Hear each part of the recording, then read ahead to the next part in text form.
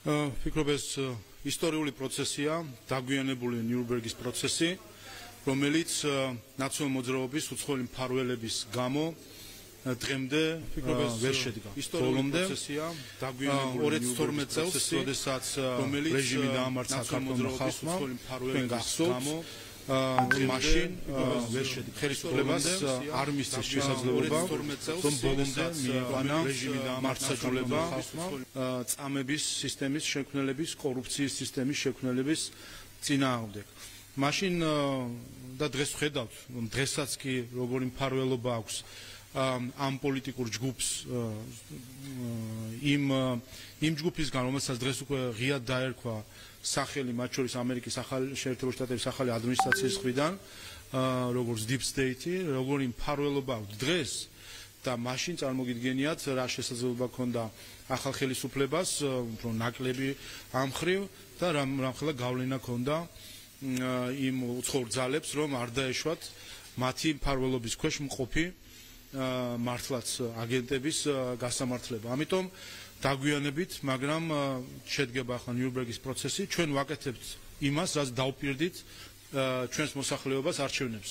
ყველა ჩვენი ნაბიჯი არის ჩვენი წინასაარჩევნო დაპირების ასრულება და მათ შორის ნაციონალური მოძრაობის გასამართლებაც იყო ჩვენი წინასაარჩევნო დაპირება და ამას საპარლამენტო საგამოძიებო კომისიის ფორმატში ვაკეთებთ. რაც შეეხება პირველ დღეს, უკვე პირველ დღესვე გაჟღერდა ზოგი საკითხი, რომელიც შეიძლება საზოგადოებას არც ჰქონდა აქამდე მოსმენილი, ზოგი საკითხი კი განაახლა ალბათ ყველამ საკუთარ მეხსიერებაში და კომისიაზე კიდევ ერთხელ დავინახეთ ჩვენ ერთი რამ, თუ რამდენად ერთის მხრივ ჩვენი მაშინდელი ხელისუფლება როგორ დანაშაულებრივად იქცეოდა აგვისტოს ომის შემდეგ, რეალურად ჯერ საგამოძიებო კომისიამ უნდა ჩახედოს დეტალებში, მაგრამ ჩანს მინიმუმ ეს არის დანაშაულებრივი დაუდევრობა, როგორც ისინი ეპყრობოდნენ მტკიცებულებებს და შესაძლოა ამის უკან იყოს კიდევაც განზრახვა, რომ მიეჩქმალათ ზოგიერთი დანაშაული და მეორეს მხრივ წარმოეჩინათ ისე თითქოს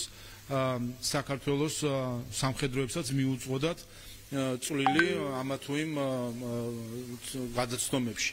და მოვისმინეთ გუშინ ჩვენ იუსტიციის სამინისტროს წარმომადგენლის მხრიდან აღწერა იმ პროცესისა, რომელიც მიდიოდა, რა დახვდა 2012 წელს ხელისუფლებას პროცესების სახით, ეს იყო ფაქტობრივად წაგებისკენ მიმავალი საქმეები, როგორც სტრასბურგში, ისე ჰააგაში და რამხელა ძალისხმევა დაჭირდა, რომ შემოეტრიალებინა ეს ქართული ოცნების ხელისუფლებას და შემოეტრიალებინა კერძოდ რა, ის რომ ფაქტობრივად ჩვენი ჯარისკაცების დანაშაულებისკენ მიდიოდა, ომის დანაშაულებისკენ მიდიოდა საქმე, როგორც ეს ჰქონდა აწყობილი ნაციონალური მოძრაობის მაშინდელი იუსტიციის სამინისტროს წარმომადგენლობა სააგაში და ეს შემოატრიალა ქართულმა ოცნებამ და სრულად გამართა ყველა თითოეული ჩვენი ჯარისკაცი აგვისტოს ომის დროს და დადგინდა, რომ ომის დანაშაულები ჩადენილი იქნა რუსეთის საჯარისო შენაერთების წარმომადგენლების მხრიდან თუ მათი მარიონეტი ხელისუფლების წარმომადგენლების მხრიდან. მეორე, ჩვენ ვნახეთ სტრასბურგის სასამართლოში როგორ იყო პროცესები წასული, 3000-ზე მეტი საქმე იყო მომჩივანი იყო საქართველოს წინააღმდეგ და ესეც გაჟღერდა, რომ საქართველოს ახალგაზრდა იურისტთა ასოციაცია იყო დამხმარე საქართველოს წინააღმდეგ საქმეებისა სტრასბურგში. ნუ ეს ხო სკანდალია. მაშინდელი ახალგაზრდა იურისტთა საზოგადოების წარმომადგენლები დღეს არიან პოლიტიკაში და პატრიოტიზმზე საუბრობენ. აი ეს ხალხი იყო ჩართული საქართველოს წინააღმდეგ აგვისტოს ომთან დაკავშირებით საქართველოს წინააღმდეგ სტრასბურგში საქმის წარმოებაში. ასე რომ ამასაც რა თქმა უნდა დეტალურად შეისწავლის საგამოძიებო კომისია და დავადგინეთ მათ შორის ამ საკითხთან დაკავშირებით, რომ ერთ-ერთი მთავარი მტკიცებულება, თუ არა ყველაზე მთავარი მტკიცებულება, ეს გახდათ არ გახდათ ისკანდერის ასე ვთქვათ დეტალები, რომელიც იყო მტკიცებულება, რომ მას შემდეგ რაც საქართველოს სამხრივად შეწყვიტა საომარი მოქმედებები 10 აგვისტოს, 12 აგვისტოს უკვე წინასწარ განზრახულ მშვიდობიან ქალაქზე მოხდა ისკანდერის სროლა. და რომ არა ეს ფრაგმენტები ამის მტკიცება იქნებოდა რთული და ეს ფრაგმენტები ასე მეგობრობით ჰქონდათ გატანებული ამერიკის შეერთებული შტატებისთვის. და კიდევ ერთხელ და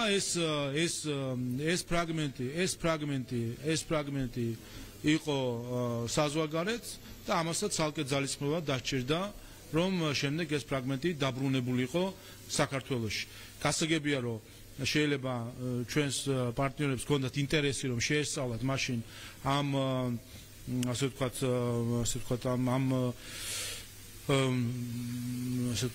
რაც არის მოკლედ ისკანდერის დეტალები და ამ სამხედრო მნიშვნელობით შეიძლება საინტერესო იყო, მაგრამ ჩვენთვის ეს იყო მნიშვნელოვანი იმისთვის რომ დადგენილიყო რომ საქართველოს მშვიდობიანი მოსახლეობის წინააღმდეგ ომის დანაშაულები იყო ჩადენილი. ამიტომ გასაკვირია საერთოდ რომ აი ასე ყოველგვარი რაღაც მიღება-ჩაბარების აქტების დოკუმენტაციების გარეშე ასე გაიტანეს საქართველოსთან ეს მნიშვნელოვანი მტკიცებულება და შემდეგ დაჭერდა დიდი ძალისხმევა მათ შორის ხელისუფლების მხრიდან რომ დაერწმუნებინათ ის ინსტიტუციები, ვისაც ეს მფლობელობაში ჰქონდა, რომ დაებრუნებინათ ისკანდერის ნაწილები საქართველოში და ამან მოიტანა საბოლოო ჯამში გამარჯვება ყველა სასამართლოში. თორემ პირწმინდა წაგებული ჰქონდა ნაციონალურ მოძრაობას, ისეთ გზაზე იდგა ეს საქმეები და ეს იყო რა თქმა უნდა კიდე დამატებითი დანაშაული ქართული ხალხის წინააღმდეგ.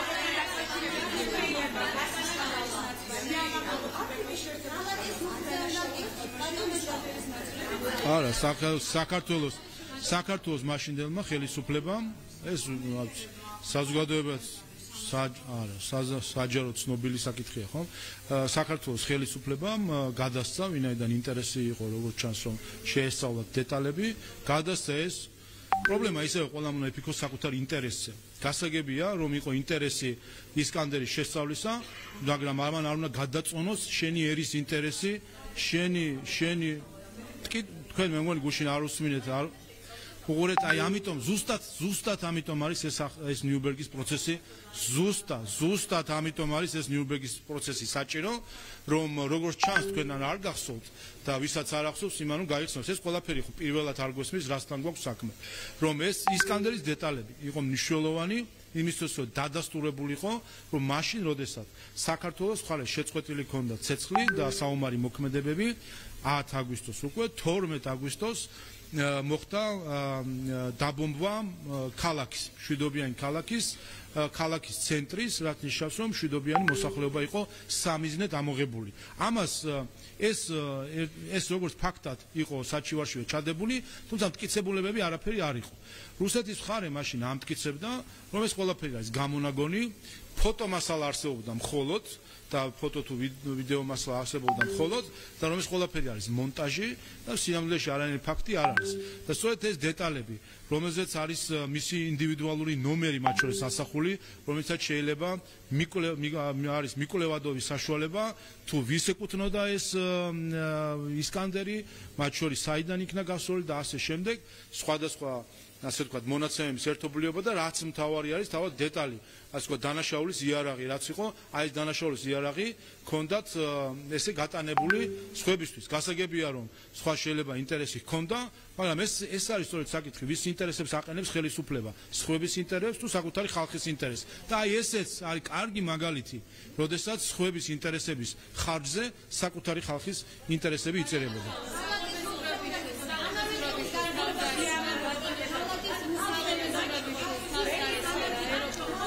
ოღონდ ყველგან აი ხე ამასობაში ერთ კითხვას უკვე უპასუხებ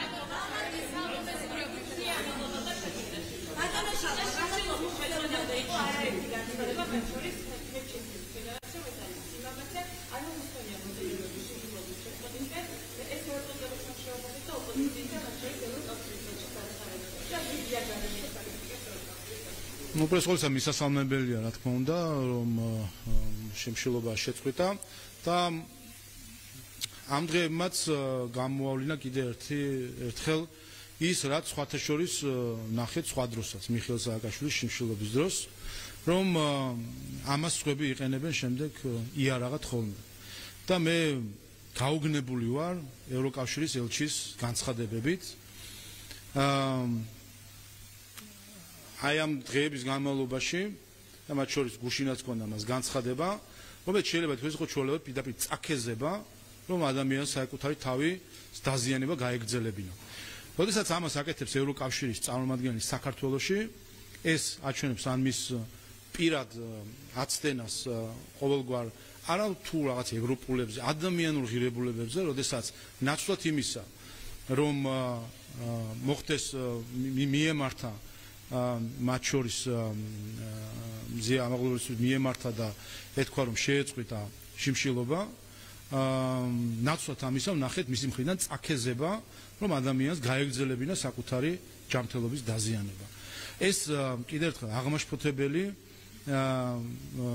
აღმაშფოთებელი არის, როდესაც ხედავთ ჩვენ და კიდევ მეორდება, რომ გავიხსენოთ, სააკაშვილის დროსაც ასე იყო. არც ერთი ამ დღეებშიც ვამბობთ, არც ერთი, ვერც ერთი ელჩი ვერ გამოვიყვანეთ და ვერ ვათქმევინეთ, რომ მიემართა, რომ შეეწყვიტა ადამიანს საკუთარი თავის დაზიანება. აი აქ ჩანს, რომ ზოგიერთებისთვის მხოლოდ ინსტრუმენტია და ეს თუ გახსოვთ, ქალბატონ სალომეს წამოწდა კიდევაც, რომ მზე ამაღლობელი არის იარაღი, კარგი იარაღი მის ხელში და როგორც ჩანს ზოგიერთი უცხოელის ხელშისაც ის იარაღი იყო. ამიტომ კარგია რომ შეწყვიტა, მე მინდა კიდევ ერთხელ როგორც სააკაშვილის შიმშილობის დროსაც ვამბობდით, ახლა კიდევ ერთხელ თქვა სახელმწიფო უპირველეს ყოვლისა პენიტენციური დაწესებულება ის სამედიცინო დაწესებულება სადაც ის იმყოფებოდა და ზოგადად სახელმწიფო არის პირველი გულშემატკივარი პირადად მისი ჯანმრთელობის და კარგია რომ მან შეწყვიტა შიმშილობა და ამავე დროს ალბათ მასაც ექნება საშუალება რომ გაანალიზოს ის ხალხი რომელიც შეიძლება მას ასე ვთქვათ მეგობრობას ეფიცებოდნენ სინამდვილეში რომ მას მისი იარაღად გამოყენებას ცდილობდნენ და მათ შორის არა მხოლოდ ქართველები არამედ ზოგიერთი უცხოელიც რაც კიდევ ერთხელ აჩვენებს რომ ამ ადამიანებს საერთოდ არანაირი კეთილი განზრახვები საქართველოსთან დაკავშირებით არ აქვთ გულისხმობ იმ უცხოელებს რომლებიცგანაც უხვად იყო განცხადებები რომლებიც იყო ჩვეულებრივი წაქეზება რომ ადამიანს საკუთარი ჯანმრთელობა კიდევ უფრო მეტად დაეზიანებინა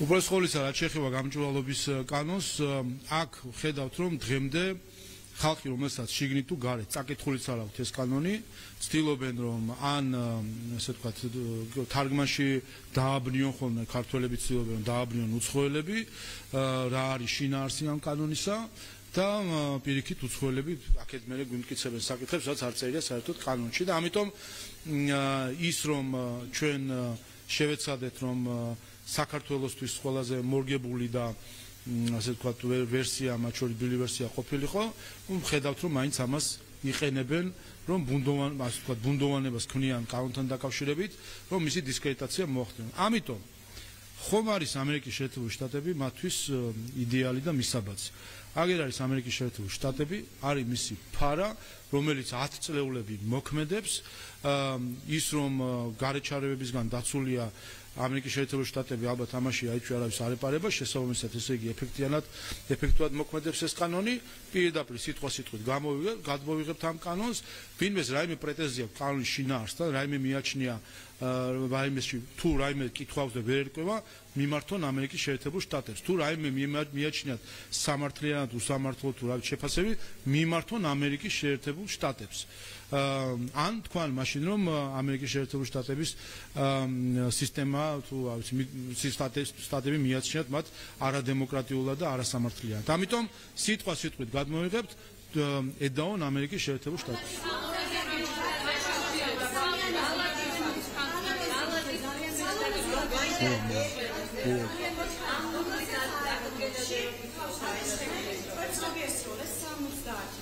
ადამიანს ის რომ ეს კვერცხები პოლიციას რეაგირება არ მოუწევია, რაც აჩვენებს ის, რომ ქართული ეთნობის მიერ იყო დაორგანიზებული ეს ყველაფერი და რა შეგვიძლია ვთქვით თანხმად თავდასხმასთან დაკავშირებით ეს ქვეყნის გამოხატვის თავისუფლება?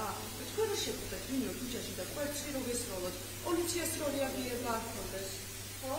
ეს როქია რა რეაგირება გექნებოდა? რა შეგვიძლია? რა თქმა უნდა, აბსოლუტურად მიუღებელი ფაქტია და მნიშვნელოვანი არის, რომ ასეთ ფაქტებზე ყველას კონდეს შესაბამისი რეაგირება. და მნიშვნელოვანი არის, რომ ამ მხრივ ყველამ გააცნობიეროს განსაკუთრებით ეს ეხება დონორებს და ზოგიერთ ელჩს, რომელიც საქართველოში თესს ზიზღის, აუტანლობის, განხეთქილების გარემოს. ამას აკეთებენ დაფინანსებით და ევროკავშირის ელჩი ვახსენე წეგან და ნაცვლად იმისა, რომ მორალი უკითხოს ქართულ ხალხს ევროკავშირის ელჩმა, ჩემი მოლოდინი იქნებოდა, რომ ის გაასაჯაროებს ევროკავშირის ყველა თითოეულ ცენტს დაფინანსებისა საქართველოში, განსაკუთრებით ეს ეხება ევროპის დემოკრატიის ფონდს, EED-ს, რომელიც ზუსტად რადიკალიზმში ფორმის ფული ზუსტად რადიკალიზმის გაღუებაში იხარჯება, რომელიც ფული ფაქტობრივ ექსტრემისტული ჯგუფების დაფინანსებაში იხარჯება. ეს ყველაფერი მან ძალიან კარგად იცის, ცენტობით იცის და პროექტებით იცის ევროკავშირის ელჩმა, რაში იხარჯება EED-ის ფული და ის ამას არ უმხელს ქართულ ხალხს. ამიტომ მორალი თუ კი მორალზე სურს საუბარი, ჯობია ყველამ დაიწყოს საკუთარი თავიდან, უთხრას ქართულ ხალხს, რაში იხარჯება EED-ის ფული, EED-ის ფული. აი ვიცით რა, რო ჩახვათ, რომ აი რო თუ კი გაბედავენ და გაასაჯაროებენ EED-ის დაფინანსება საქართველოში, აი იქ ამოიკითხავთ ყველაფერს. ნახავთ მოლოტოვის კოქტეილების კამპანიას ვინ აფინანსებდა და როგორ იქნებოდა ეს სიძულვილის, როგორ იქნებოდა სიძულვილის გარემო საქართველოში.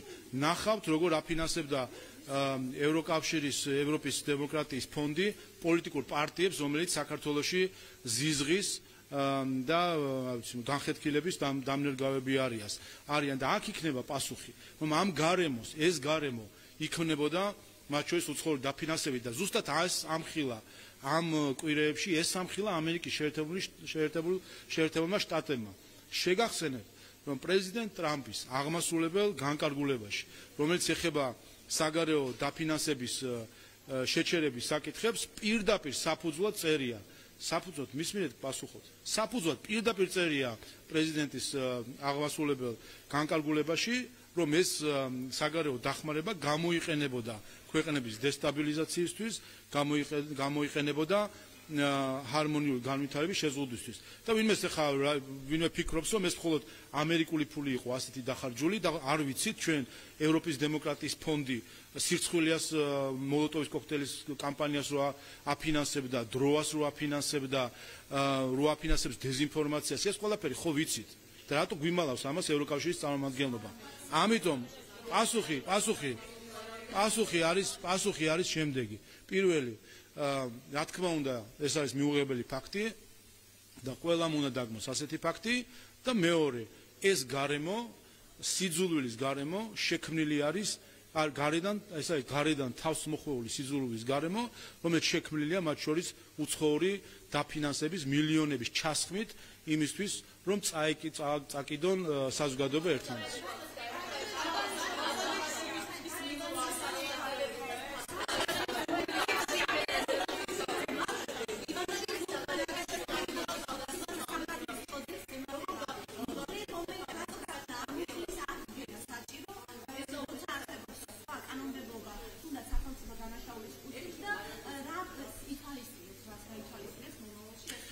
კი ბატონო, აი აქეთ დავასრულებ. თქვენ თუ გინდათ მიაგნოთ სად არის სიძულვილის გარემოს წყარო, ჩახედეთ ევროპის დემოკრატიის ფონდის დაფინანსებას, მიმართეთ ევროკავშირის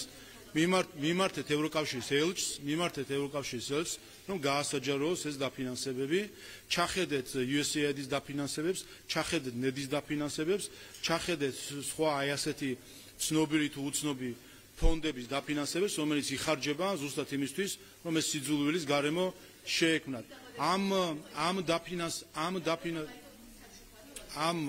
ზუსტად ეს არის, აქ არის წყარო და აქ არის სათავე საქართველოს საზოგადოებაში სიძულვილის გარემოს დათესვისა და ეს უნდა აღიაროს. ეს ამერიკის შეერთებული შტატების ახლადმორალ ადმინისტრაციამ ეს აღიარა და ხედავთ ჩვენ რომ ხილება მიდის ყოველ დღე რომ რაში იხარჯებოდა ეს ფული და მე მოუწოდე კიდევაც ცოტა ხნის წინ ევროპული სხვადასხვა ფონდებს, ევროკავშირის იქნება თუ წევრი ქვეყნების ფონდებს და არიან ჩუმად, ხმას არ იღებენ, მაგრამ კიდევ ერთხელ ვერავინ ვერ დაემალება ამ პასუხისმგებლობას.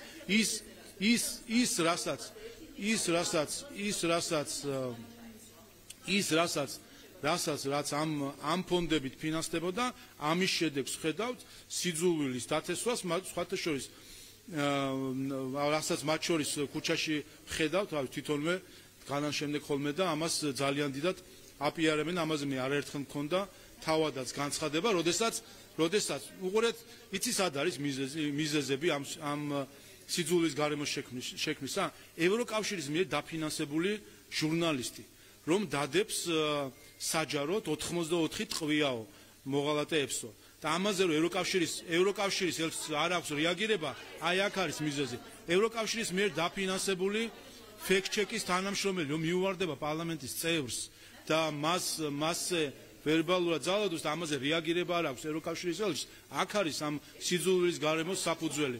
აი ესეთი ბევრი მაგალითი, რომელიც პირდაპირ იყო წაქეზება სიძულვილის გარემოს შექმნისა. რაც შეეხება ფაქტს, კიდევ ერთხელ გითხარით, რომ რა თქმა უნდა, ხა აქ რა გითხოთ.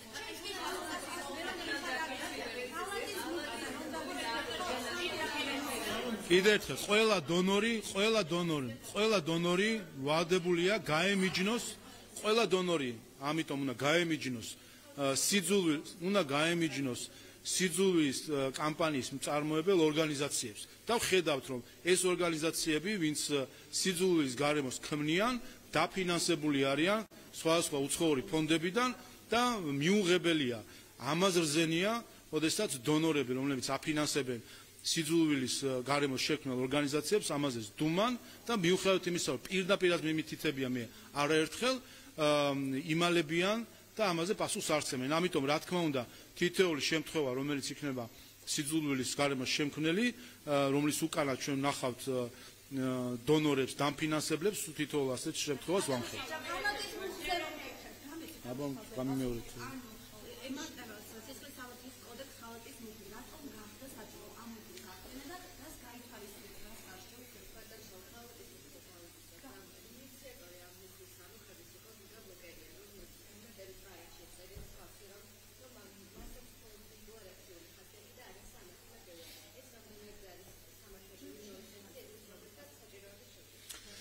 უბრალოდ ყოველსა ჩვენ გვესმოდეს, რომ სისხლის სამართალი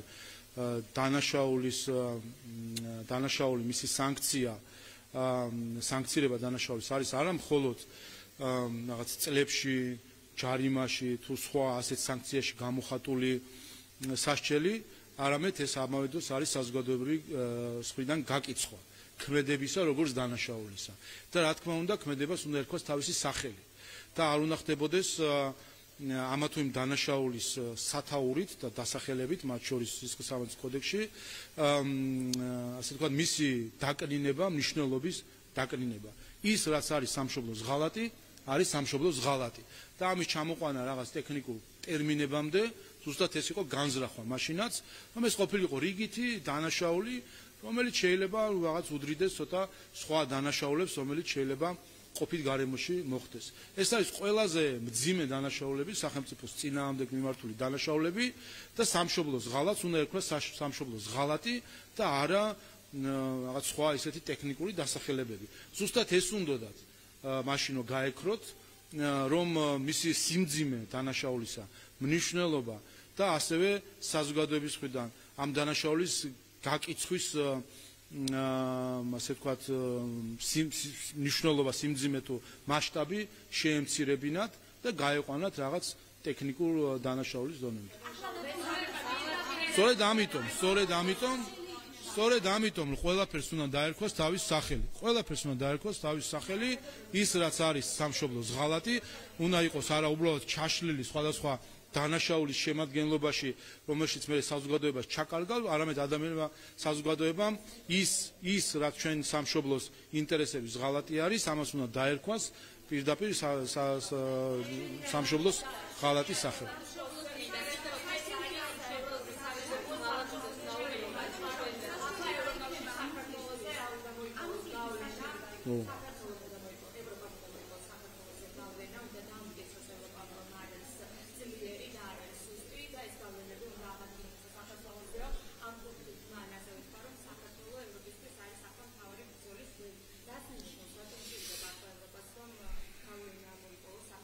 ეგეთ ხა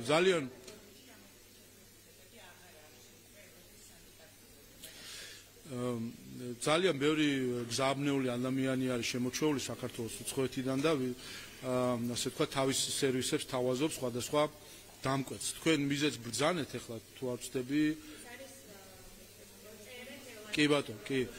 მე თითქმის დარწმუნებული ვარ, რომ ეს ადამიანი არის ჩვეულებრივად ზის ხელფასზე და ასე ვთქვათ მისი დავალებაა ჩვეულებრივად რაღაც გრძელძელი ასეთი ტექსტების წერა, ქართველი ხალხის ლანძღვა, ბევრი ყავს შემოჩეული, ზოგი უცხო ქვეყნის პარლამენტის წევრი არის ასეთ შემოჩეული ქართველებზე, გლანძღავენ, ეკლესიას გვილანძღავენ, მოდიან მიტინგებს გვიტარებენ მინისტრები, ასე შემდეგ.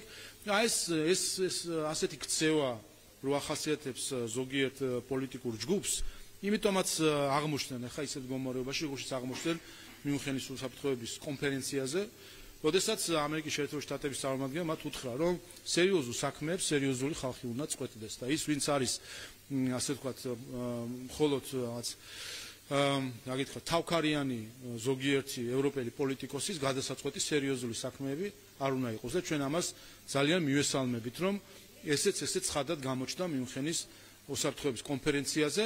ბევრი ასეთი თავქარიანი ევროპელი პოლიტიკოსი იყო შემოჩეული და დღემდეა ზოგიერთი შემოჩეული საქართველოს,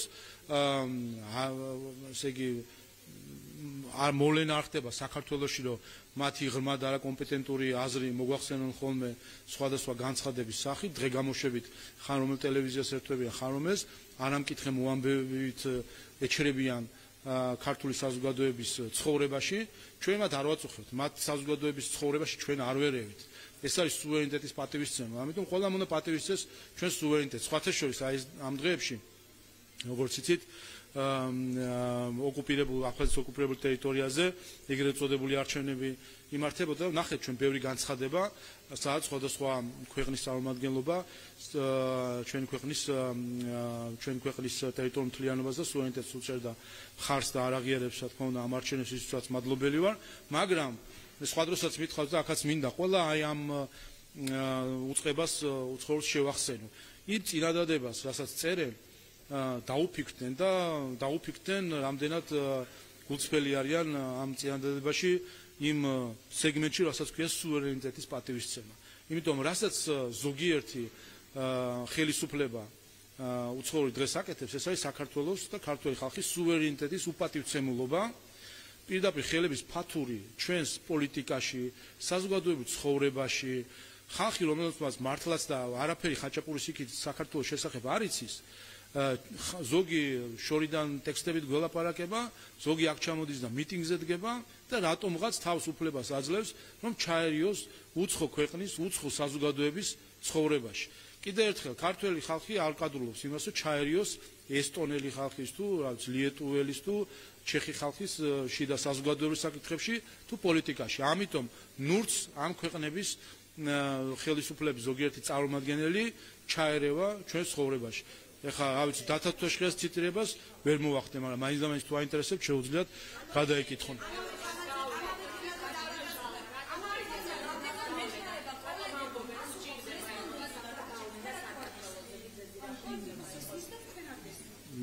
კიდევ ერთხელ არსებობს პოლიტიკური ჯგუფები, არსებობს ქსელი პოლიტიკოსებისა, რომელსაც ვაკვირდებით ბოლო 3 წელია რას ეკეთებდნენ, ხომ? იყენებდნენ უკრაინას იმისთვის, რომ ასე ვთქვათ, ყოფილიყო იარაღი რუსეთთან საბრძოლად, შეიძლება მათი მიზანი ნათელია, იმიტომ რომ ებრძვიან რუსეთს, მაგრამ თუ კი ვინმეს უნდა ბრძოლა, უპირველეს ყოვლისა თვითონ უნდა იყოს წინა ხაზზე.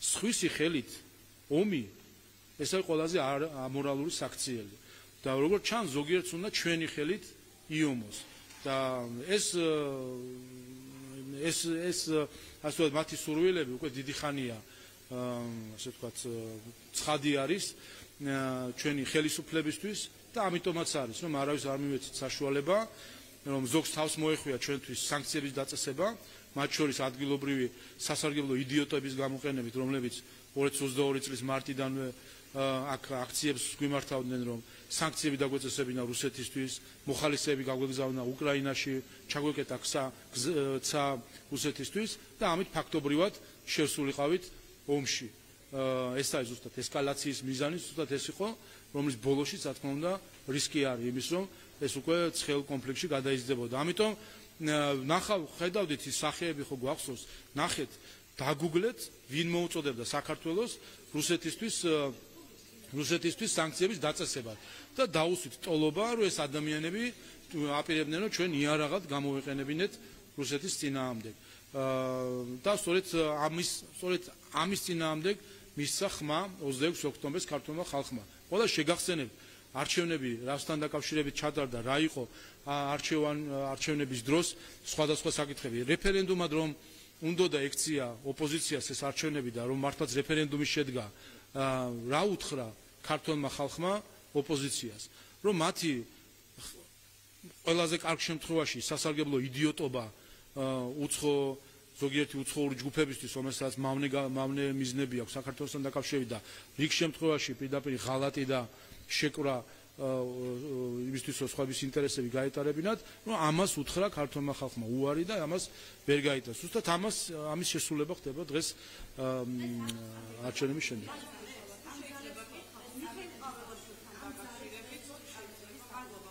წარმატების საფუძველს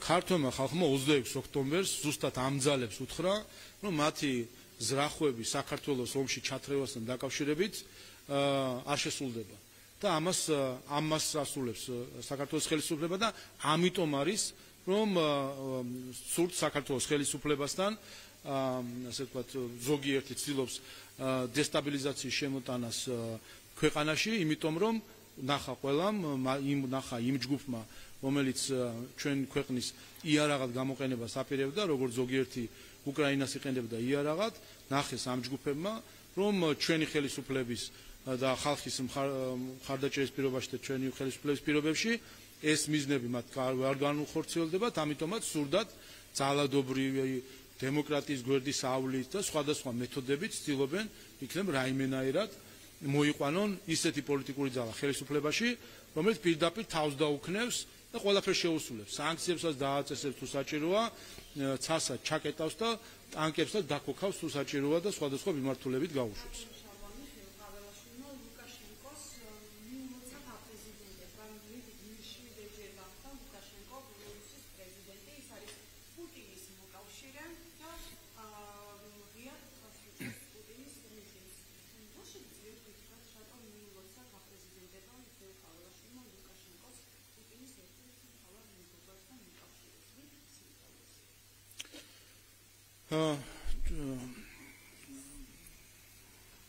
რთულია საერთო ჯამში ისეთ კითხვებს უპასუხო რომელიც პირდაპირ ასე ვთქვათ ჩვენი ქვეყნის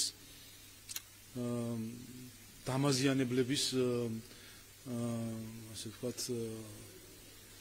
ინტერესებიდან მომდინარეობს და რა თქმა უნდა ასეთ კითხვებს არ აქვს შინაარსი ასეთ კითხვებს აქვს მხოლოდ ერთი მიზანი რომ შემოიტანონ დაპირისპირება იმ რთულ გარემოში რომელშიც საქართველოს უწევს ყოფნა ჩვენ ბელორუსთან გვაქვს დიპლომატიური ურთიერთობები ჩვენ ბელორუსთან გვაქვს დიპლომატიური ურთიერთობები შესაბამისად არჩევნები იქნება თუ სხვა საკითხები შესაბამისი პროტოკოლური საკითხები არის თუმცა რაც შეეხება მოკავშირეობას აი ხო უნდა საბოლოო ჯამში იმასაც შევხედოთ რომ დღეს ხო აი ქართველი ზოგიერთი უცხოელმა კვლავ ხო დაიწყო ისევ ტრამპის პრორუსობაზე საუბარი და ხო გამოჩნდნენ ქართველი ტოპტვინები, რომლებიც ასევე აობეს ხარი აი ამ ნარატივებს, ვინ ვისი მოკავშირე და ვინ ვისი ინტერესებით მოქმედებს.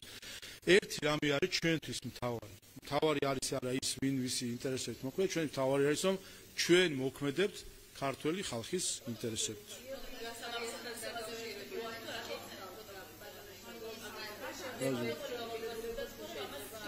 არა, თუ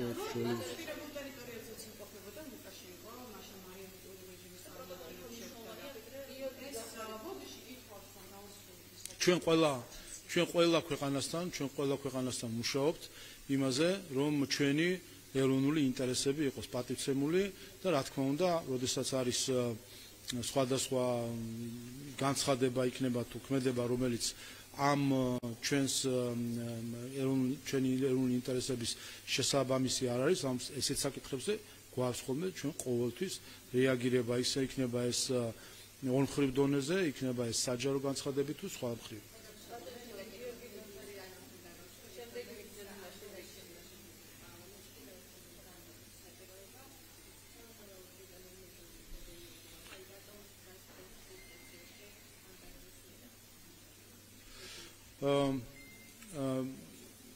უბრალოდ ყოვლისა ამ კანონის ინიციირების დროსაც, უბრალოდ იდეის პრეზენტაციის დროსაც ითქვა, რომ ერთ-ერთი გამოწვევა, რომელიც ჩვენ საზოგადოებას აქვს, ზოგადად სოფლიოში არის, მაგრამ ჩვენ საზოგადოებაში განსაკუთრებით, ეს არის ის დეზინფორმაციის და fake news-ის ნიაღვარი, რომელიც მიზანი არის არა უბრალოდ ეს ვიღაცა საკუთარი სიამოვნებისთვის კი არ ავრცელებს fake news-ებს. ამას აქვს პოლიტიკური მიზანი, რომ გათიშონ საზოგადოება, შეიტანონ შექმნა სიძულვილის გარემო და იყოს მათ შორის ხელისუფლების მიმართ განსაკუთრებით რაღაც შეუქმნან ასე ვთქვით სიძულვილის გარემო და ზოგადად საზოგადოებას დააპირისპირონ ერთმანეთს. ეს არის მიზანი. თორემ ხა ტყუილ მართალის გარჩევაზე კი არის საკითხი და იმაზე კი არის საკითხი, რომ ვიღაცას რაღაცა შეეშალა და რაღაც არა პროფესიონალად იმუშავა. ამას აქვს პოლიტიკური მიზანი და ვინაიდან რომელიცაც შესაბამისად აქვს მავნე შედეგები შემდეგ საზოგადოებაზე, რომელიც გამოდის რომ არის არა ინფორმირებული, არამედ დეზინფორმირებული. მედიის მიზანი არის საზოგადოების ინფორმირება და არა დეზინფორმირება. მედია თუ კონკრეტული სიუჟეტი იქნება თუ არ ვიცი, კონკრეტული რაღაც სტატია თუ ასე შემდეგ, რომელიც შეიცავს fake news-ებს, ის უკვე ცდება მედიის დანიშნულებას და ახდენს დეზინფორმირებას და არა ინფორმირებას. ეს აღიარებული არის საქართველოშიც, რომ ცუდია, ტყუილები არის ცუდი. ამიტომაც ჩვენ მათ შორის ზოგიერთმა ჟურნალისტმა შექმნა სხვადასხვა გაერთიანება, რომელთაც ფიქრობენ, რომ უნდა ჟურნალისტური ეთიკა უზრუნველყონ მათ შორის დეზინფორმაციასთან დაკავშირებით. ეს ეგრეთ წოდებული თვითრეგულირების სისტემები არ მუშაობს. ეს არის ფაქტი. ეს ასე რომ არ იყოს, ჩვენ მაშინ არ გვექნებოდა ამდენი fake news-ი, რომელსაც წალეკა ჩვენი მედია სივრცე. ამიტომ თუ კი თანხმდებით იმაზე, რომ fake news-ი არ არის მედიის საქმიანობა, ასე ვთქვათ, არის გამრუდება ჟურნალისტური საქმიანობის, თუ კი თანხმდებით იმას, რომ fake news-ი ზიანდება მომხმარებელი საზოგადოება, რომელიც დეზინფორმირებულია და შემდეგ უკვე ინფორმაციაზე ინფორმირებულ გადაწყვეტილებას ვერ იღებს, არამედ იღებს გადაწყვეტილებას, რომელიც დეზინფორმაციაზე და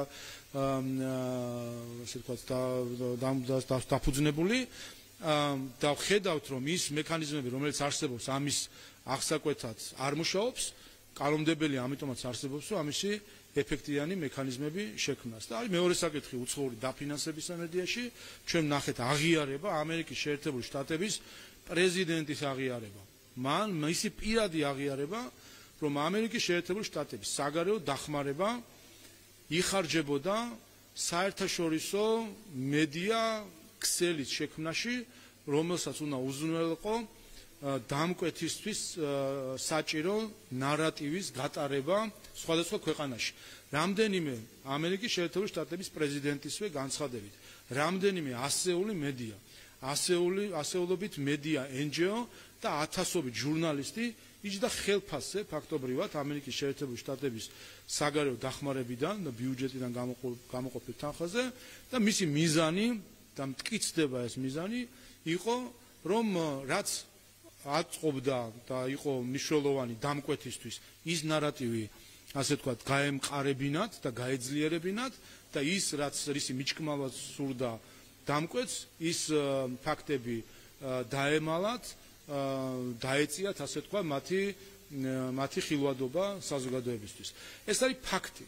რაც ჩვენ ახლა გავიგეთ, რაც ჩვენ ისაც ვიცოდით, გრძნობდით, მაგრამ ასე ფაქტები თავად დონორი რომ ამას აღიარებს, რა თქმა უნდა, ამას რეაგირება არის საჭირო.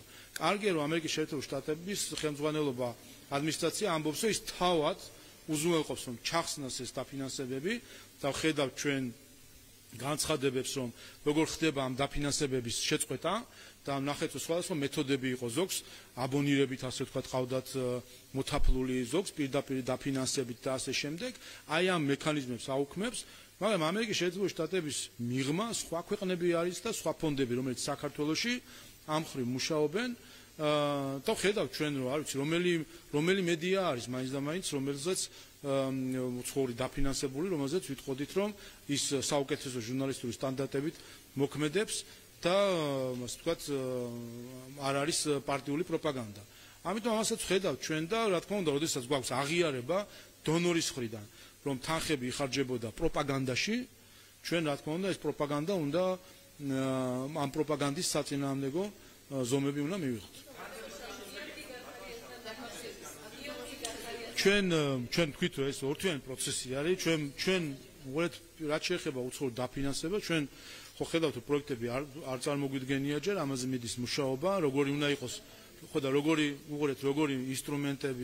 ინსტრუმენტები უნდა იყოს ამასთან დაკავშირებით, შეზღუდვა, რას ეხებოდეს, როგორ ეხებოდეს, არის სხვადასხვა საკითხები, არის სახელმწიფო დაფინანსებები, არის კერძო ფონდები, არის მედიის დაფინანსება, არის ჟურნალისტის დაფინანსება, ამიტომ ეს სისტემები ამ სისტემებს თავარი არის მიზანი არის ნათელი რომ უცხოეთიდან არ ფინანსდებოდეს პროპაგანდა და fake news.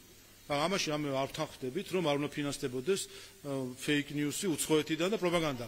ჩვენი შიდა პრობლემები გვეყოფა ეხლა უცხოეთიდან რომ გვიფინანსონ კიდე ანუ ჩვენი კეზერაშვილი და ჩვენი ხაზარაძე გვეყოფა როგორც პროპაგანდის და დეზინფორმაციის დამფინანსებელი რომ ეხლა კიდე უცხოეთიდან აფინანსონ პროპაგანდა და დეზინფორმაცია.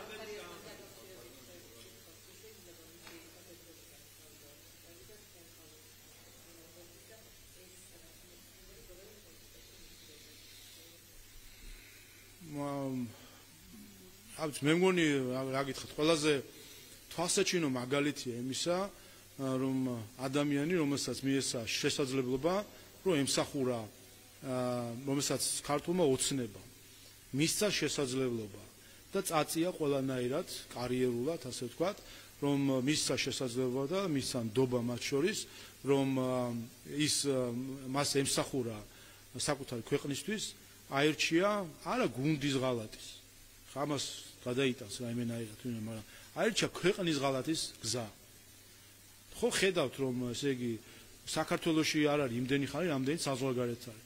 ხან საძის, ხან ვისთანაც ახმევს რამეს და ხან ვისთანაც ახმევს რაღაცებს.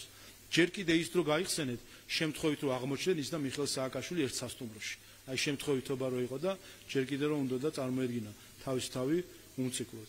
აი ხო მაშინ გახდა უკვე ცნობილი რასთან ქონდა საქმე, როდესაც ერთ-ერთი ქვეყნის დედაქალაქში სააკაშვილს და გახარიას ერთ სასტუმროში ათავსებდნენ მათი გარემფარველები. ამიტომ რა თქმა უნდა ქვეყნის ღალატის გზაზე როცა დადგება ადამიანი და განსაკუთრებით როდესაც ამხელა შესაძლებლობა და ნდობა მიეცა მას პოლიტიკური გუნდის მხრიდან და მან ეს ნდობა გამოიყენა იმისთვის რომ ქვეყნისთვის ეღალატა და ჩვენი ერის ინტერესებისთვის ეღალატა ასეთ შევა საბოლოო ჯამში ასე ვთქვათ მისი ქმედებები ასეც დარჩება.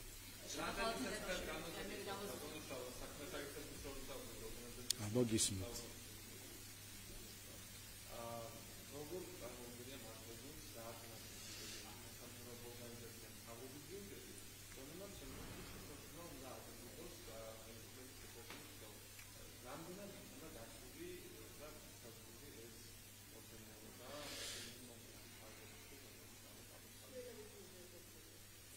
უპირველეს ყოვლისა, მე მგონი ამ პროცესების ნაწილი, მათ შორის იმ სკანდალების ნაწილი, იმ პროცესის ნაწილი, რომელიც ეხება USAID-ის, NED-ის, ამერიკული დაფინანსების სკანდალებს, როცა აღმოჩნდა, რომ სინამდვილეში ჩვენ მქონია საქმე არა NGO-ებთან, არამედ გონგოებთან, უცხო ქვეყნის ხელისუფლებების ორგანიზაციებთან მქონდა საქმე და არანაირად, ასე ვთქვათ, სამოქალაქო საზოგადოების წარმომადგენლებთან ასე შემდეგ.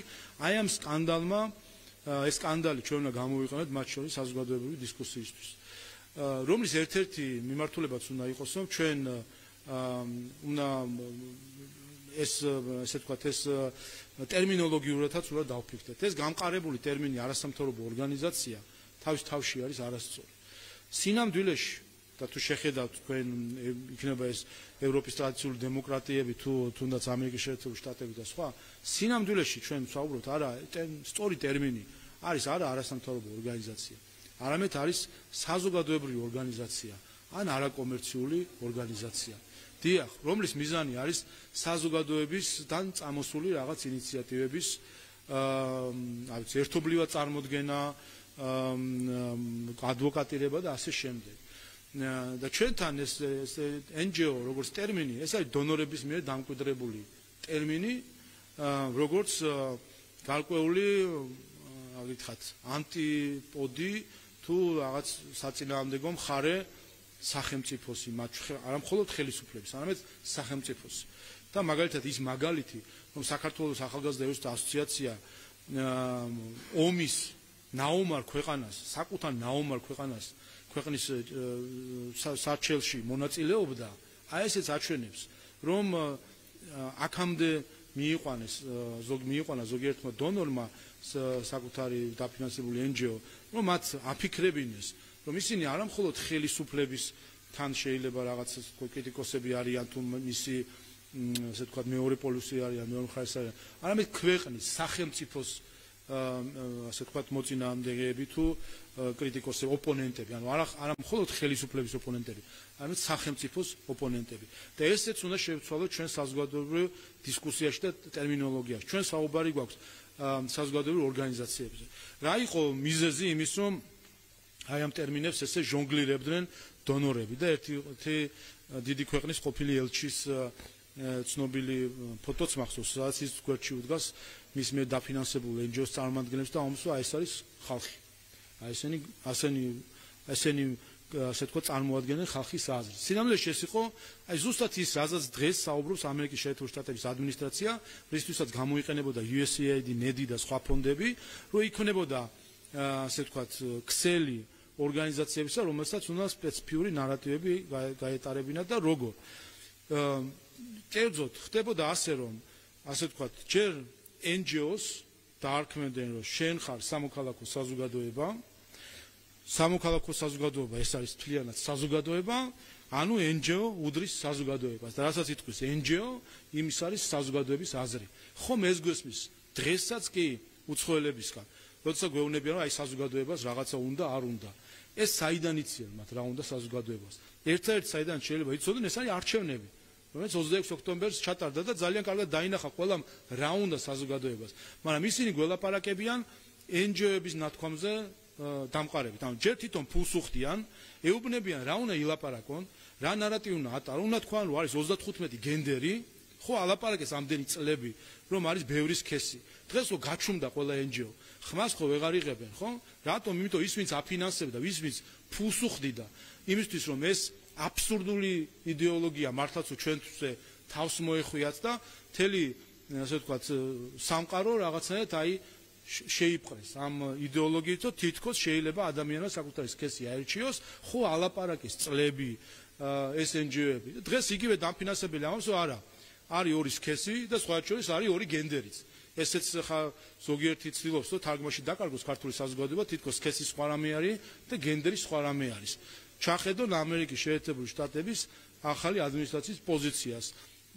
ან ჩახედონ ინგლისურ ენას ჩახედონ, სადაც გენდერის სქესს ნიშნავს და არაფერი სოციალურს არ ნიშნავს, ანუ შეხედეთ ამერიკის შეერთებული შტატების ადმინისტრაციის პოზიცია რა არის ამასთან დაკავშირებით, რომ სქესი, გენდერი მნიშვნელობა არა, ეს არის სინონიმები, არავის არ შეუძლია არც სოციალურად თუ არც იურიდიულად აერჩიოს საკუთარი სქესი, ანუ ყველა შეუძლია ქონდეს წარმოდგენა თავის თავთან დაკავშირებით, მაგრამ არავის არ შეუძლია თავს მოახიოს სხვას, რომ ასე ვთქვათ, მან რეალობა უარყოს და მის რაღაც წარმოსახვებს აყვეს. ამიტომ იმის თქმა მინდა, რომ ჯერ ამ იდეოლოგიას ასე ვთქვათ, ჩანერგავდნენ MNGO-ების საშუალებით, რომ აი რაღაც საკითხთან დაკავშირებით, შემდეგ ამას ასე გვასაღებდნენ როგორც საზოგადოების და შემდეგ მოდიოდნენ ჩემთან თუ ხელისუფლების სხვა წარმომადგენლები, გვეუბნებოდა ესა თუ ის ელჩი, რომ თქვენ საზოგადოებას უნდა ეს საიდან იცის ეს უნდა და იმიტომ რომ მისმა NGO-მ უთხრა რომ ეს არის საჭიროება. რატომ უთხრა მისმა NGO-მ? იმიტომ თავადვე დააფინანსა, რომ ესე თქვა მის NGO-ს. აი ესეთი მავნე შეკრული წრე შექმნეს აი ამ დაფინანსებებით, რითაც სამწუხაროდ ჭრილი მიაყენეს ყველა სხვა დანარჩენ კარგ საქმეს, რომელიც ასეთი საგარეო დახმარებით კეთდებოდა თუ კეთდება საქართველოში თუ სხვა ქვეყანაში და აი ამ ყველაფერ კარგს დამოდი ვაფრთხილებდი მე. საბოლოო ჯამში მიაყენეს ისეთი ზიანი, რომლის გამოსწორებაც იქნება შეუძლებელი. ხომ არა ავწვდით თქვენ კითხვას ამ შემთხვევაში? ხო, რა შეეხება შესაბამისად, ხო, აიყვეთ. კი ბატონო, გეტყვით. შესაბამისად. ამიტომ უნდა ამოვიდეთ აი ამ კლიშეებიდან, რომ სამოქალაქო საზოგადოება ეს არის NGO, რომელიც რატომღაც უნდა ვიღაცას ებრძოდეს, ან ვიღაცის მათ შორის სახელმწიფოს ოპონენტი იყოს, საზოგადოებრივი ორგანიზაციები არის სხვადასხვა სახის მათ შორის. არის ეგრეთ წოდებული think tank-ები, რომელიც მნიშვნელოვანი ენისთვის სხვადასხვა მიმართულებებზე იმუშავა მკვლევები და ასე აწარმოებენ. არის კვლევითი დაწესებულები, არის სახელოვნებო გაერთიანებები, არის სხვადასხვა არის watchdog-ები, ასე ვთქვათ, ყველას აქვს თავის დანიშნულება, თავის მიმართულება. ამასაც ვეუბნებოდი დონორებს, რომ მათი შეცდომა იყო ის, რომ ეგრეთ წოდებული all-in-one NGO-ების შექმნა საბოლოო ჯამში აიღეთ მაგალითად საერთაშორისო გამჭვირვალობა, რომელსაც უნდა რომ watchdog-იც იყოს, think tank-იც იყოს, ეკონომიკაზეც საუბრობდეს, უფლებზეც საუბრობდეს, არჩევნებზეც საუბრობდეს, ყველაფერზე საუბრობდეს. რატომ? იმიტომ სადაც ფული იშოვებოდა, იმ სეგმენტებს ალაგებდნენ, ჩვეულებრივად ბიზნეს სქემა არის, რომ ყველა გრანტს მოემსახურონ. ეკონომიკის პოლიტიკის შესწავლაზეა გრანტი შემიძლია, ითხოვდნენ რომ ის გრანტი წაეღოთ. არჩევნების დაკვირვება ესეც შემიძლია, პარლამენტის კონსულტაცია კი შემიძლია და შემდეგ აი ესეთი ასე ვთქვათ ერთი სეტი თუ როგორ ქვია ამას რომ ერთ ჭერქვეშ მოქცეული ყველა ფუნქციის შემსრულებელი NGO-ების შექმნენ, რომელიც საბოლოო ჯამში აღმოჩნდა რომ არიან პარტიები. იმიტომ პარტიაა ზუსტად ეს ნამდვილი დასახელება ორგანიზაციის, რომელიც ფიქრობს, რომ მან იდეებიც უნდა შექმნას და განავითაროს, კონტროლი უნდა აწარმოოს ხელისუფლებაზე თუ ასე შემდეგ და აი ეს ყველა ფუნქციები სიამოვნებაში აქვს პარტიას. და რეალურად შეგვიქმნეს პარტიები, NGO-ების სახით, ამას გამოშლა კიდევაც ბოლო არჩევნებზე, საერთაშორისო გამჭვირვალობა და სხვა NGO-ები პირდაპირ ჩართული იყვნენ საარჩევნო კამპანიაში.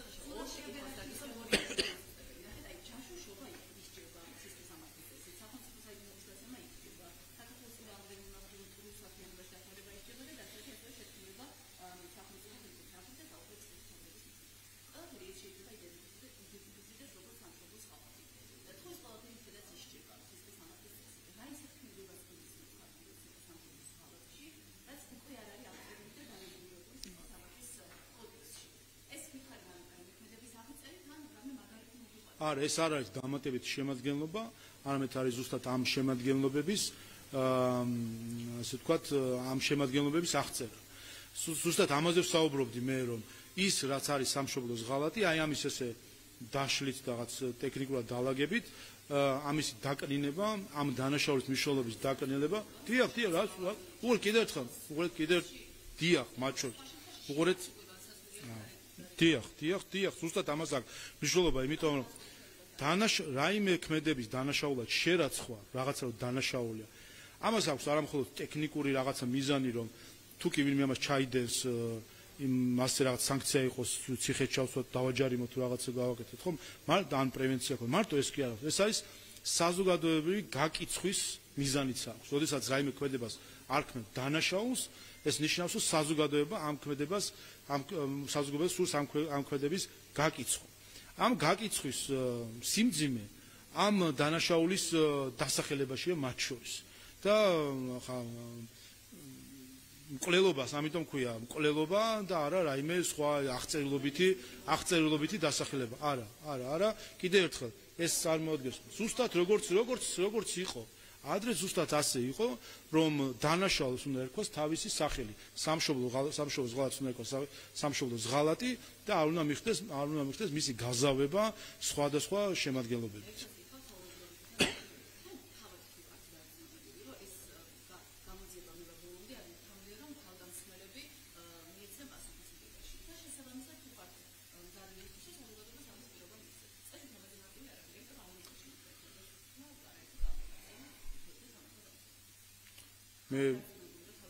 მე არც საქართველოს პარლამენტი არც გამოძიებას იწყებს, არც ატარებს და არც ამთავრებს. ამიტომ მე ამაზე ვერ მოგახსენებ. მე ამ საკითხთან დაკავშირებით ჩემ პოლიტიკური შეფასება მოგახსენებ. და ასევე მოგახსენეთ, რომ დღეს ასევე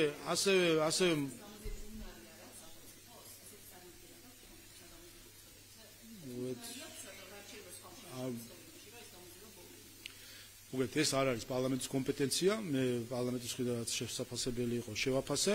დღეს მოისმენთ ბევრ შეფასებას ამასთან დაკავშირებით, ბევრი უცხოელი სიტყვის, მე ველი ერთი რამდენი ელჩი იტყვის ამასთან დაკავშირებით რამეს და მე რა თქმა უნდა გამახსენდება რამდენი სხვა დროს ქონდა თუ არა იგივე რეაქცია,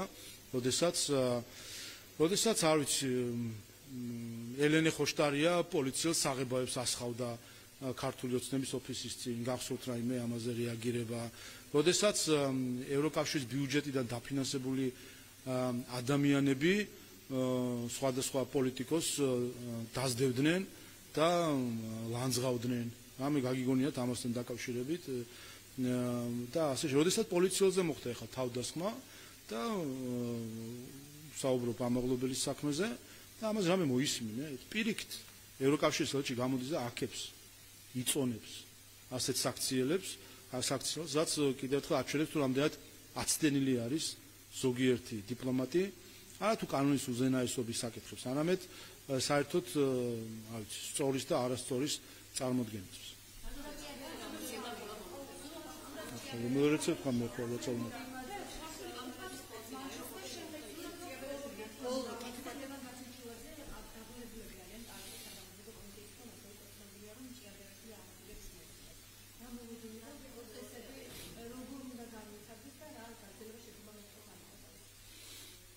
მე ზოგადად ყველას ურჩევ, სისხლის სამართალზე საუბრობდი და კანონებზე, ყველას ურჩევ რომ დაემორჩილონ კანონებს. ამ კანონზეც ხო არ იტყვიან, რომ ქართული ოცნების მიღებული კანონი არის, რომ საგამოძიო კომისია როცა დაგიბარებს, უნდა მიხვიდე თუ არა და ამას მოყვება სისხლის სამართლების პასუხისგებლობა. ხვდა ყველამ პრობლემა იმაში კი არ არის, რომ ვიღაცა, უყურეთ, პრობლემა რაშია, ის კი არა, რომ ვიღაცა არღვევს კანონს. ხომ ადამიანი თავისუფალია, მათ შორის იმ მხრივ, რომ ადამიანმა შეიძლება დანაშაულიც ჩაიდინოს ან კანონი დაარღვევს. პრობლემა იმაშია, რომ ზოგიერთს ასე წარმოდგენა აქვს, რომ ანუ ასე ვთქვათ, დანაშაული უნდა ჩაიდინოს ან კანონი უნდა დაარღვიოს, და ამაზე პასუხისგებლობა არ უნდა დადგეს. და თუ კი იმის თითამამე ყოფნით და იმისი ასე ვთქვათ, როგორ ვთქვა ხა, კრიმინალური ვაჟკაცობა ამ ხრივ თუ რა დავარქვა ამას, თითამამე ყოფნით რომ დაარღვიონ კანონი, მაშინ ამაზე პასუხისგებასაც შეხვდნენ შესაბამისი სითამამით. და არა ისე რომ შემდეგ იწყებენ წუწუნს, რატომ დაიწყო სისხლის სამართლებრივი რაც წარმოება, რატო ხდება გამოძიება და ასე შემდეგ. არ ღვევ კანონს, ანუ თუ კი მზად ხარ და არ ღვევ კანონი, მაშინ იყავი მზად, რომ ამის გამო დაგეკისრება პასუხისგებლობა. ეს არის და ეს. და არ ღვევ კანონი, მაგრამ ასევე პასუხისგებლობაც მიიღონ სათანადოდ და შემდეგ არ დაიწყონ წუწუნი, რომ არის პოლიტიკური დევნა, წერილების წერა შემდეგ თავის უცხოელ მფარველებთან და სხვადასხვა ასეთი ფერდებები.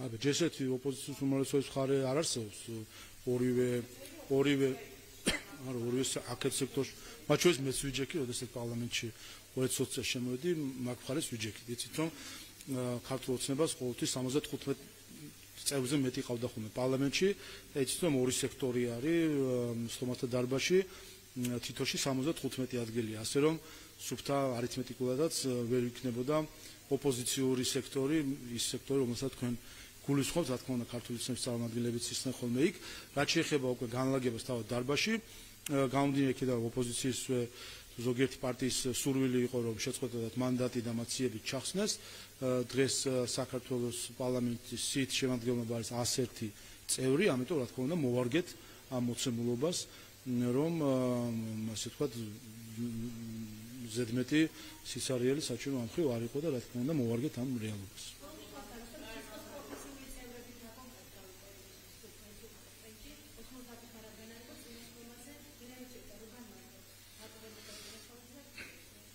დიახ, როდესაც კოალიციური უმრავლესობა არის საჭირო ცესკოს წევრების ასარჩევად, ჩვენ პირველი ტური ქონდა წინა სასაცილო კვირაში, 4 პროფესიული წევრი, რომელსაც სლებია გამოცდილება აქვს ცესკოში მუშაობის და აქამდეც იკავებდნენ ამ ადგილებს, მათ ქონდა შემოტანილი განცხადებები, იცით რომ კომისია იყო შექმნილი, სხვა შორის კონკურენტები არც ყოფილან არ შემოუტანიათ განაცხადები.